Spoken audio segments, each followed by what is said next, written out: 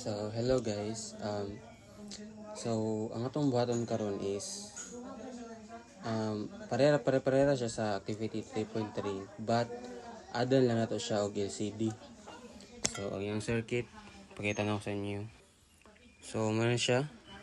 Mamora siya sa 3.3 but na siya ay LCD.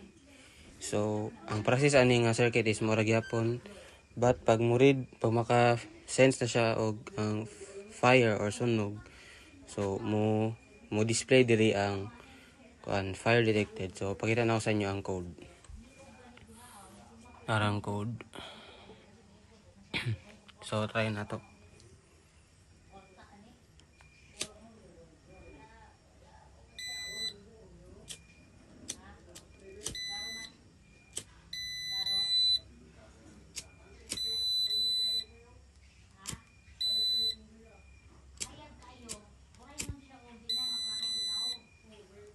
So mara to. Thank you.